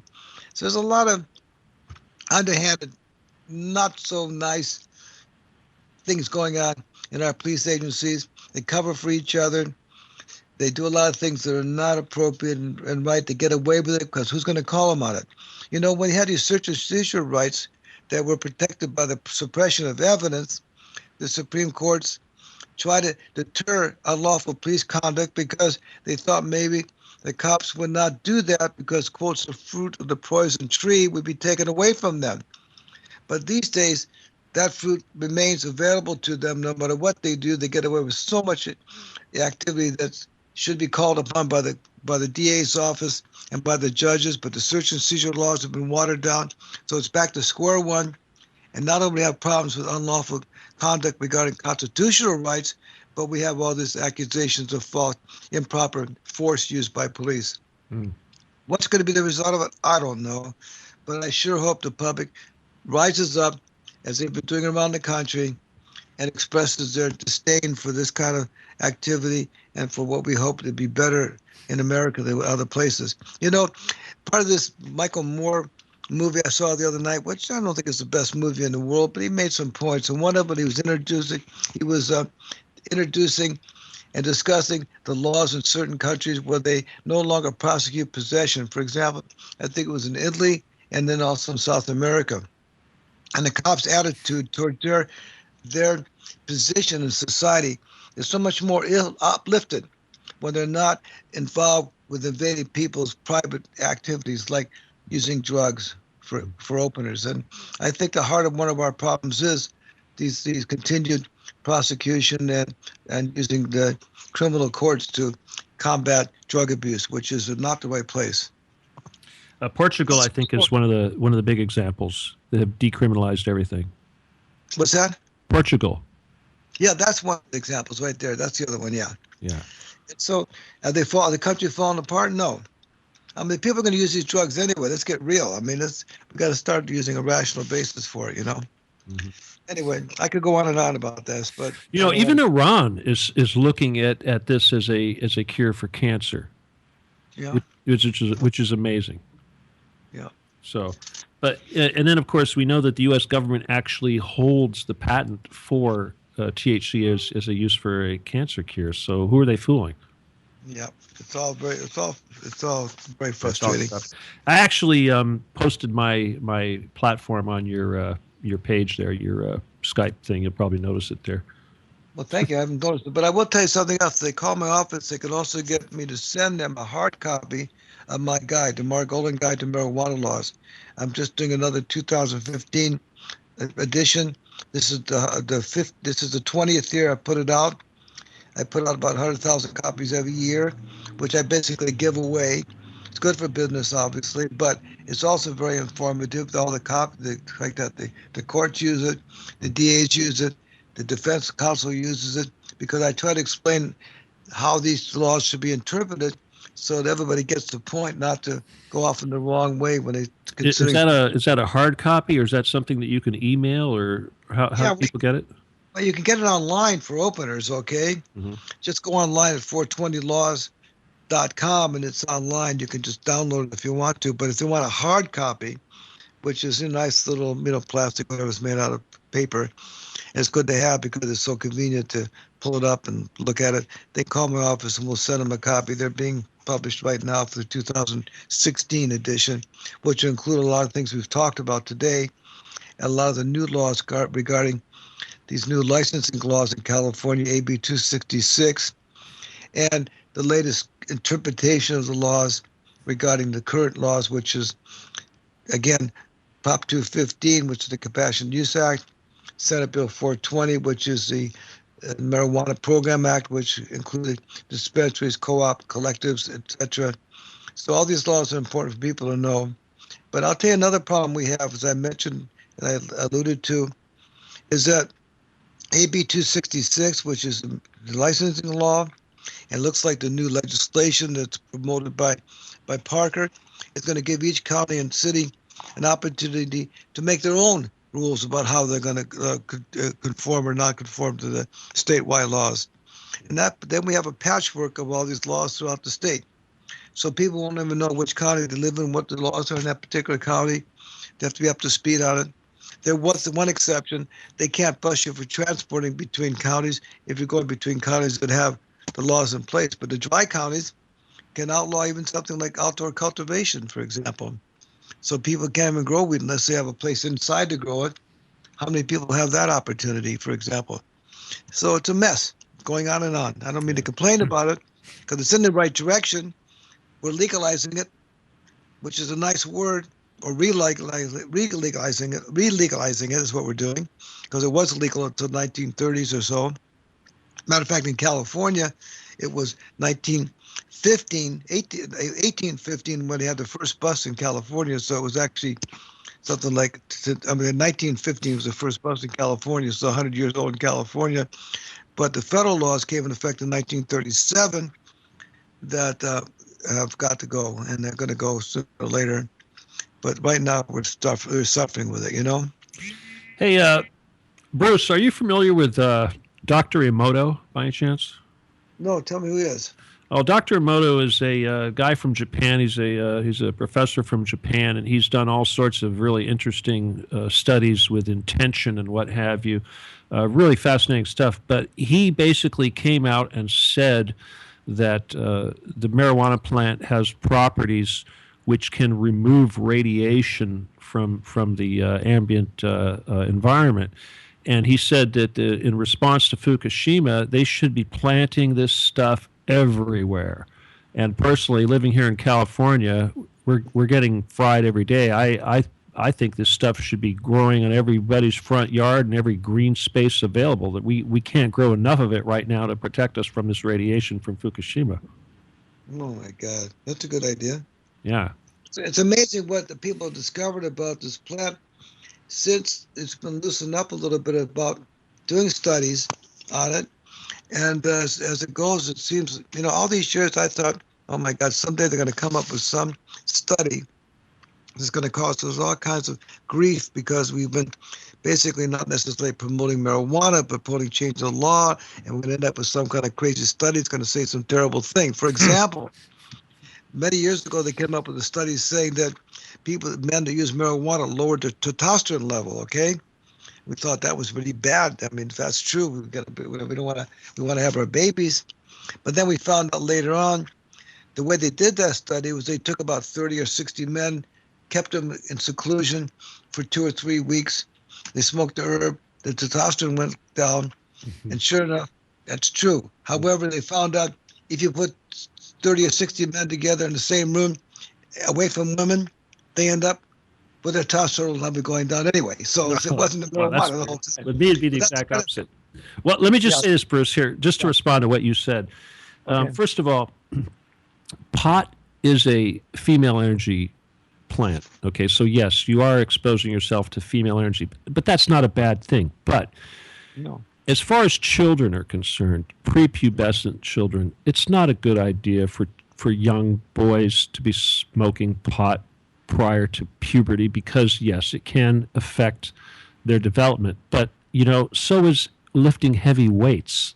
I'm not sure that could affect your development. I'm not saying that study proved that at all. But I don't think anybody under 21 or even 18 should be using any controlled substances like that. I think they got to grow up with an environment and a way to understand who they are before they start experimenting with other altered states. So I don't promote children using weed or any other controlled substances. And I think the doctors should be careful about what they give them. All these kids in school are taking that speed. What's that called? Everybody's taking Ritalin. Yeah. Whatever they're freaking taking. Now they're saying that all of these things that they've been prescribing these drugs for, ADHD, all of this nonsense. I mean, they're not even real diseases, but now they're seeing that the THC is the best way to treat it. And they're also finding out now that the THC is a super antibiotic. It's one of the best possible antibiotics you could even use. Really? I don't know that. So is there anything? Yeah, I mean, this stuff just keeps coming. Mm-hmm. But yeah, well, all I can say, it's a natural plant, God-given. They could say two things about mankind when they look back at the history of man. Two things that exist in his environment. One is the dog, and the other is cannabis plant. That's dogs. That's the history of man. Okay, that's what you find in every civilization as far back as we can go. Wow. Hey, So Bruce, what do you think about Jimmy Carter? I think he's a cool guy. Matter of fact, when he was in office, we almost got it legalized. He was down for the cause, and there was a little fuck up. Excuse me, there was a little mess up on behalf of some of the people in the normal organization. It's a long story. I don't want to talk out of turn here. The point I'm just trying to make is here you've got a world famous individual. He's gone public and said that he had inoperable terminal brain cancer. He starts hanging out with Willie Nelson, and a month later, his cancer's gone. And yet, I didn't know that. Yeah, and you don't hear that anywhere. How could that be? I mean, it's one thing for Cheech Marin. Was Cheech? Yeah. It's Chong. Tommy Chong. Yeah, Tommy Chong went and cured his cancer within 30 days. And, nobody talked about it. But here we have Jimmy Carter, world famous publicly admits to having an inoperable terminal cancer, and then it's suddenly completely gone. And yet, how is that not world news? Well, I don't know. I don't, maybe you jumped into assumptions. Number one, and I don't think that you could say that Jimmy Chong cured his cancer. Number one, okay. Matter of fact, I mean, I think he's still dealing with it. I just did a program with him about 2 months ago. It was just aired last week. I got a lot of hits on that, but I think he's still dealing with it. He hasn't done chemo, I don't think, but he's still suffering with this problem. And I don't think it's a question of curing, okay, but it's a question of living with this attitude towards these kind of conditions that marijuana uplifts you. And a lot of, of our problems in life have to do with our mental states about how we're dealing with it, okay? So we have to put that into that's grist for the mill to try to understand the complexity of disease and the complexity of the mind control over the body and its functions, and the complexity of how people heal. Some people don't heal. And I think we have to put into that equation the possibility, and in my case, I say the probability that THC and cannabis is an important faction to physical health. It could be very helpful in many, many ways. Look at the hemp products we have all over our shelves these days, but still, they're everywhere. You go to Whole Foods, they promote hemp like it's golden, right? There's a reason for it. It's got a tremendous amount of substances in it that are so valuable to the human condition that it can't be denied. And so I think in time, it'll be a new year for us in the marijuana environment that'll be better. In 2016 is going to be a new beginning in a lot of different areas. As far as Washington's concerned and Oregon's concerned, to have the marijuana laws in Colorado, there's all these things will flesh out, and hopefully the laws will change, increase the rights of people to make these choices for themselves, and we'll have a happier society. We'll spend less money on law enforcement and law enforcement resources on this inhumane and misjudged prosecution of people for using marijuana, and it will be a happier place. That's my story anyway. I'm sticking to it. All right, listen, we're down to about a half an hour. I want to say a couple things here real fast. First of all, this is the Stephen D. Kelley Show. You're listening to at Revolution Radio, www.freedomslips.com. If you would like to join us in the next 30 minutes, you need to do it right now. The call-in number is area code 323-795-2215. And if you're writing this down, once again, here is Bruce's phone number, 1-800-420-LAWS. That's 420 Laws, 800-420-LAWS. Also, his website is www.420laws.com. That's www.420laws.com. All right, you guys, I can't believe we don't have any more callers coming in, taking advantage of this great opportunity to talk to you there, Bruce. What's going on? It's the end of a holiday. Right now, people are probably getting it together for Monday morning, and maybe they're sitting back and talking one or two, That could be. Anyway, okay. Terry, you have other questions? I do have a question. I've noticed that in Oregon State, they passed a bill that's based on the Clean Air Use Act, where now people cannot vape or smoke in indoor public places. And this is affecting the cannabis community adversely. So are we at risk of having certain regulations happening to us here in the state of California after we've legalized it? Yes, matter of fact, the laws are going to provide, as I mentioned earlier, the latest initiative that looks like it's probably head for the ballot, the Parker Initiative, excludes using marijuana in public for openers. I think that the AB 266, which is the law providing for licensing, will allow private places to allow people to smoke in auditoriums, etc. It's up to them. But yes, we're going to be, closed off from public use of marijuana, for example, which is ridiculous. That means the guy's going on a hike, he's got a problem with his knee, he wants to take a toke, he'd be out of line, he won't be protected, It's not good. But, everybody's balancing each other's rights, and I respect that. I suppose some people wouldn't want to smell, incense in public either, because some people find it disturbing. So we have to compromise. We got to be, we got to always remember that everybody has a right to live freely in their own environment and not to impede other people's rights. So I guess it's a compromise we have to live with, I suppose. But I don't dig it. I don't think it's realistic. I don't think it's fair or just that people cannot be in a public place and use herb, especially in an environment that really wouldn't affect others, like open spaces. Mm-hmm. Wow. Yeah. It's pretty complex. Do you have anything going on in Colorado? Is there anything that you could tell us about the lessons they're learning over there? Well, I don't know. They're learning that they can make some money off of it. They're very happy with all the income they're getting. It seems like everything's working out all right. I haven't been able to keep too much on the speed as who's getting busted, who's not. I know they have some dry communities and some wet communities, meaning, who provides herb, who doesn't. And there's some, conflicts about that. But overall, they seem to think they're down for it. They're happy with it. Now, some people mentioned the beginning of our thinking about what we should do about an initiative in California mimicking the Colorado laws, okay?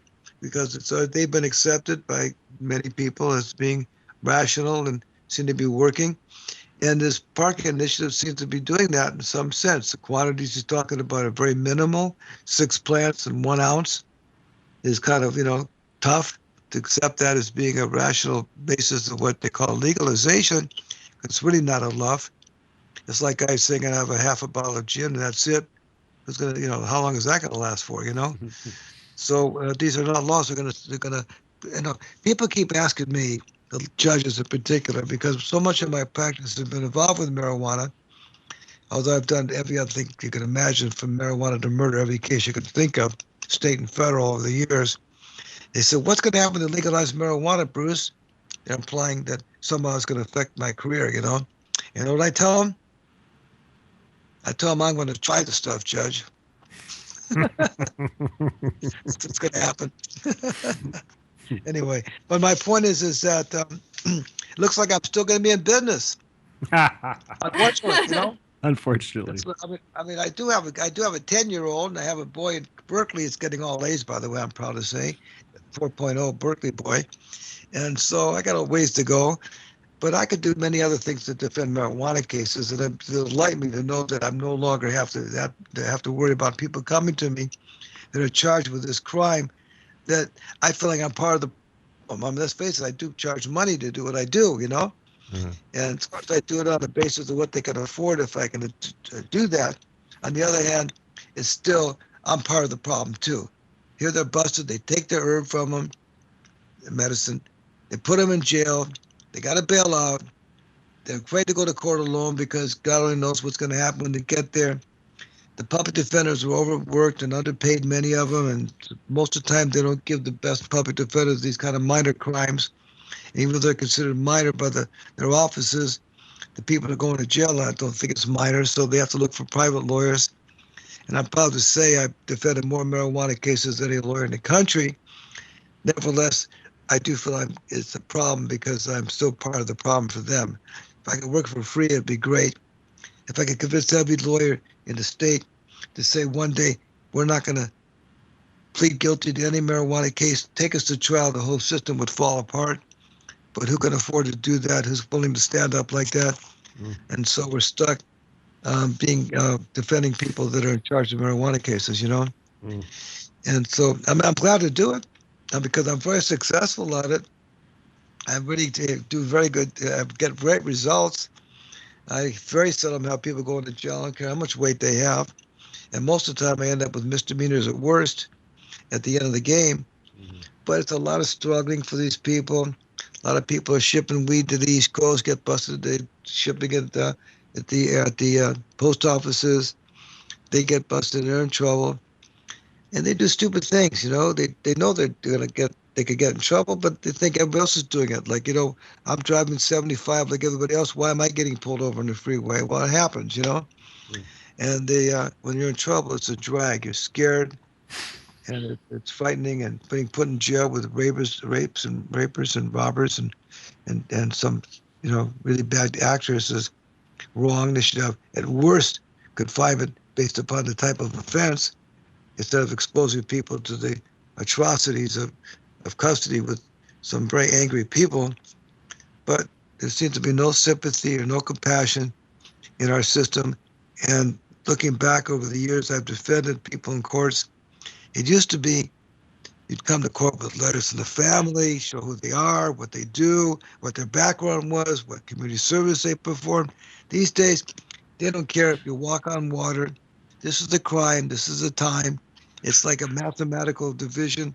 You make a deal, give you less now than later, blah, blah, blah. There's little humanity in the courthouse. And that's kind of tough, too. But, if you know the judge, you know the DA, at least not the degree that you hang out with them, but there's some respect for you. They know that you're there to because it's your career, and they know you're down for the cause. Over the years, they give me breaks. They give people like myself and lawyers like myself breaks on cases, and that's the best we can do. Well, Bruce, I know this isn't related, but I just want to throw this out there. I just want you to know we don't get paid for doing what we're doing. We're serving humanity. That's the whole purpose of this program, is to try to educate people and serve others. So, well, I'm totally down for that. I'm a yogi, okay, and I'm a devotee of a guru. Excuse the expression, Neem Karoli Baba. A lot of people know him through Baba Ram Dass, and his whole message is: you want to see God, help others, okay? And in my particular case, I retired when I was 29, went off and ended up in India at his feet.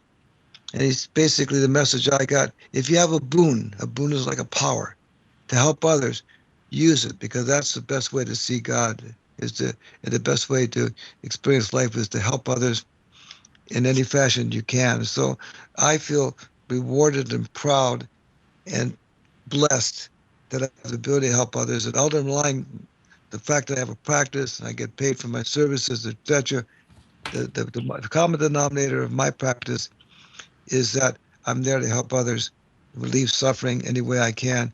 I'm an honest lawyer. Tell them what the truth of the matter is. I tell them that in the Buddhist society, Buddhist teachings, the definition of enlightenment is seeing reality. And that's what I try to make them see, is the reality where they're at, without giving them a bunch of crap about, what can be done, what can't be done.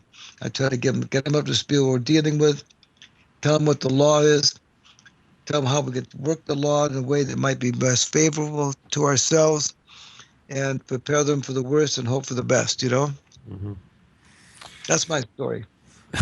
All right. Well, in the spirit of that, I want to remind everybody once again that Bruce's phone number is 1-800-420-LAWS, and his website is www.420laws.com. Get his app. Have him send you his embossed marijuana laws pamphlet. Let's see what else. Oh, and of course, if anybody wants to call, we still have a few minutes left, about 15, a little over 15 minutes. Again, it's 323-795-2215. Talk to Bruce Margolin. I can't believe we don't have anyone else out there that wants to take advantage of this. I hope they're hearing you. I hope they hear this. They're hearing us. Trust me, we have a lot of listeners. We really do. That's what you told me. I know. I know. They don't.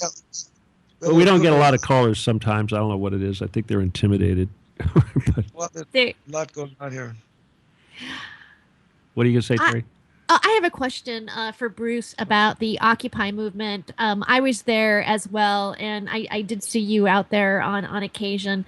What do you think that movement was successful in getting its point across, or and if not, what would you think that we should have been able to accomplish and weren't able to?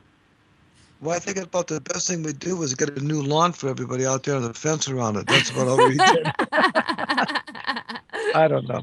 I mean, I don't even can't remember the point any longer with the Occupy movement. What was our point? It was supposed to be end the Fed. They forgot about it. It was end the Fed. Well, it was pointing the finger at the 1% and saying the only real message is end the everybody. Fed. They lost it. They lost their message. It should be the only three words that should have come out of anybody's mouth was end the Fed.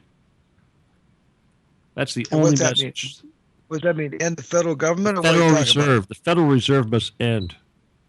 Yeah, End that's the where we got Fed. screwed with the finances. Yeah, that way we got screwed on the finances, right? It was a fall of the 2008 scam, right? On Well, us. it's not all the banker nonsense. If you go back to 1908 and the whole Federal Reserve Act and Woodrow Wilson enacting all that. I mean, my God, that was a Rothschild's scheme to steal all our money, and now we've got pennies on the dollar, and the only real, in fact, that's the number one point on my platform is ending the Federal Reserve, and that should be the number one solution to all of our problems in the United States. Number one, end the Fed. That should have been the only soundbite coming out of the entire Occupy movement, but instead it turned into a grab bag of everybody's wants. Now, if they had just limited it to the single soundbite of end the Federal Reserve, they might have actually accomplished something. And banks got bailed out. We got sold out. I mean, it was really also about the bankers, which is connected to the Federal Reserve, but it was a pointing a finger at Wall Street and how when they failed, they were bailed out, but the people who took those loans out for their houses actually lost their houses. I mean, if one thing I think is successful about the Occupy movement is that we have the term 1%, so people can realize that there's 80% of our population, or 1% owns 80% of the money in this world. That's class warfare. We can't have class warfare. It's one thing to remove Rothschild. It's not class warfare. Yeah, warfare. class I mean, warfare. basically That's us against them. It's never going to go anywhere. Well, I mean, that's true, but at least we know that there's a certain amount of wealth owned by a certain group of people, right? I mean, before that, we were not. Family. It doesn't matter to the rest of them. Couldn't even nobody even knew that even existed really until I think that movement happened on a global level. I mean, that's where they just blew it. The entire Occupy movement blew it because they didn't keep focused on the real issue, and the only issue was ending the Federal Reserve. People can't, you got to understand, we have 200 million people in this country that aren't that smart, and you just can't confuse these people with all these issues. It's just the way it is. Okay, but I have one more question for Bruce about the Occupy movement. Was there, I heard a rumor that there was a permit that we had in order to occupy the lawn, and was that true? I think there was a permit of some sort at the beginning, but it got kind of washed over after a while. As a matter of fact, when they grabbed everything, amongst other things, they took some of my equipment when I wasn't there, and I'm still fighting to try to get it back. What did they just take? took a lot of stuff. I forget what it was. We had some different miscellaneous equipment we left out there. Anyway, the bottom line is, they shut us down. Let's face it, we don't have a right to even freaking demonstrate anymore. It's not good.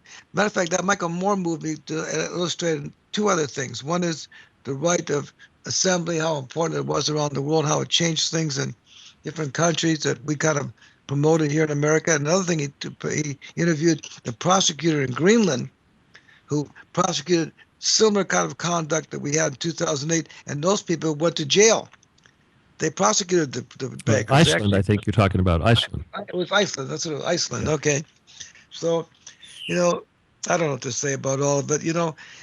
To practice the kind of live practice, it's constant compromise. It constantly try to see the other side of the picture. Otherwise, you get so frustrated, you're not going to be able to perform successfully. You can't be holding these grudges against other people. You can't, like you say, them against us, you against them. That's not going to do anything. You've got to just try your best to say it like it is. Say it in a way that hopefully is compatible to the other person to be able to understand and maybe appreciate that view. And in time, maybe things will get better. I'd like to think things are getting better all the time.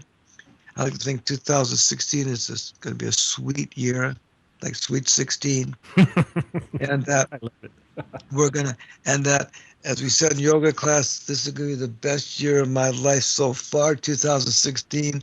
And it's going to be the best year because I'm going to be closer to God and do the right things and, serve others. Hey, Bruce, do you do any, have you studied any pranic healing? No, what's chronic healing? What's that? Prana, P-R-A-N. Well, breathing, they say, is the most important thing you could do, Mm-hmm. And breathing, I understand somebody mentioned the other day, Andrew Weil, who's kind of the guy on the scene for many years in the health He went to Harvard, and he has a big beard. He has a lot of, natural products he promotes. And when they say, what's the most important thing about health, you know what he says? Breathing. Mm-hmm. So I think breathing is very important. That's what you do. That's when we do, for instance, in my yoga class, and what I had this for New Year's Day at my home was what's called kirtan.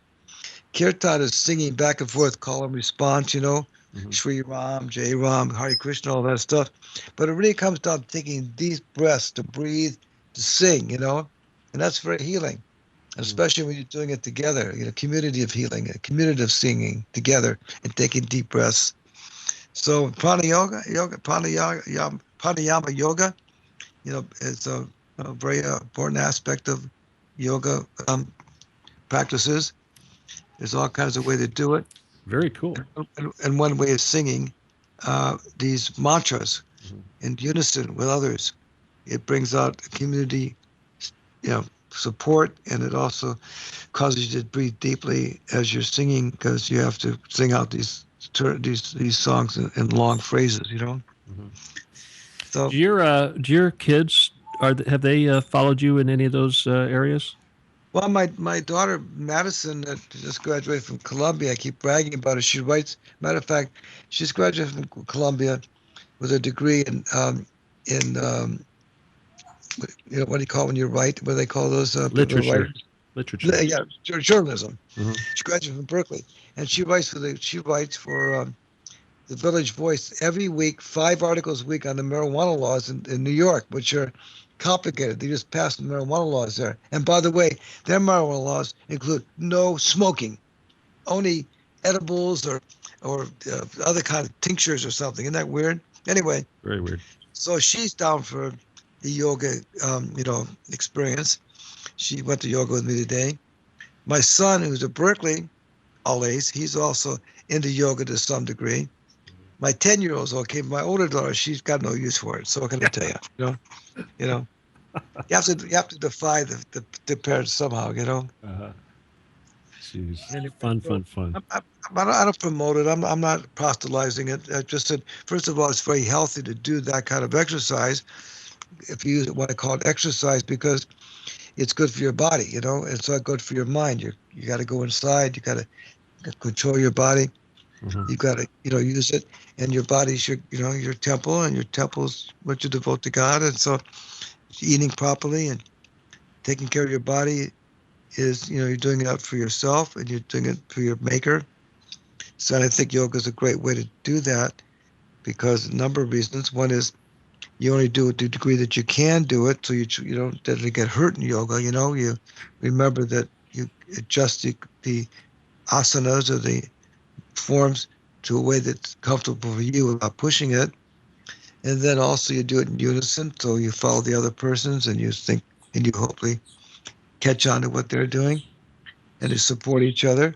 It's a very nice experience to quiet yourself and quiet your mind, and to control, or how you say, use your body in a way that's devotional. So that's why yoga's taking hold. It's running like wildfire, and it's really a beautiful thing. That it's actually, many people like myself in the 60s went to India, was attracted to these traditions and these methods and these practices, brought them back to the States.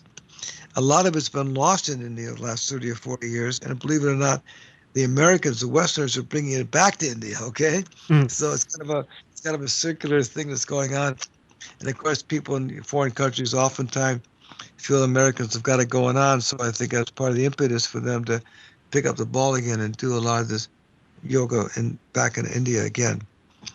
So wow. Very cool. Part of the, All right. Anyway, God bless you all, and I wish you a happy New Year. I'm going to let you finish this program, put my kid to bed. Okay, you're going to run. Okay, yeah, go ahead and put your kid to bed. I do want to say that I do appreciate you being with me, and I'm sure Terry's going to have you on again here very soon on her program. Look forward to it. Thank you. Oh, yeah, me too. Thank you. Yeah, God thank you a bless lot, you all. Bruce. And Happy New Year. Happy New Year. All right, everybody. Anyway, that was the famous Bruce Margolin. And again, oh, wow, what's all that noise? Bruce, okay, I suppose I better hang up on Bruce here. Hang on a second. Oh, gosh. There he goes. Okay. That was. I'm not used to producing. This is not my thing. Anyway, Bruce's phone number one more time. Anybody that wants to take advantage of his services is 1-800-420-LAWS. I suppose I could find out what the number, but that's 420 Laws. And of course, that's his website too, is www.420laws. So anyway, that was a lot of fun, huh? That was, yeah. That was a good show. Yeah, anyway, okay, let's see. We're just down a couple minutes left. And once again, this is Stephen D. Kelley Show, Revolution Radio, www.freedomslips.com. Please help us out. Send us some donations. Go to our site support page. That's the button that says donate on the left side of the main page. And if you want to help me out, it's, let me see, what is it again? Oh, yeah, it's Stephen Kelley 714@gmail.com. That's my PayPal. You never know. Somebody might send me something. Last week, somebody sent me $20. Wasn't that something? I got off the air. I'm like, ooh, $20. That is something. I know. That'd be fun if somebody sent me something tonight. But anyway. That would be good for you. Yeah, I'd be happy. I'd be happy for a few days at least. Anyway, let's see. What else do I need to talk about? Oh, yeah. Again, there is going to be a roundtable immediately following this program as soon as I end. Keith AZ is going to pick up the server and be handling that. I may come back on and join you guys. I don't know, Terry, if you want to say hi to Keith, you know what to do. Yeah. I have to make a little trip to 7-Eleven afterwards, but when I come back, I will not. Yeah. But okay. All right. I'll definitely join. I love to join. Yeah, I might come back and see what's going on with the roundtable if I haven't got my radio fixed yet. I had the dogs out all night during the show because there's some fireworks going off, and I didn't need Katie barking during the show, but I suppose I should probably let her back in. Still? Well, you live in a ghetto. That's what people do, right? Wow. You don't have fireworks over there going off? No. I think I might have heard one the night up, or some popping noise, but no, not at all. No, it's pretty much business as usual here. Well, at least they're not gunshots. We used to have gunshots, but it's gotten a lot better. Yeah. Anyway. Wow. Come on, show. Let's see. What else? Okay. Let me end the show like this. Okay. People have been asking me about what's going on in Oregon. Okay. I'm gonna respond to that real quick about everybody that wants to know what's going on in Oregon with this militia group. First of all, the federal government is absolutely corrupt. We know that. The Bureau of Land Management is absolutely corrupt. They have been messing with these ranchers, trying to steal their land. That's what the BLM does. It's the same thing they did to Cliven Bundy, and that's the same thing that's going on in Oregon. There is a mountain range where they have been trying to get all the ranchers off of this mountain, and they've been giving them land on the valley floor.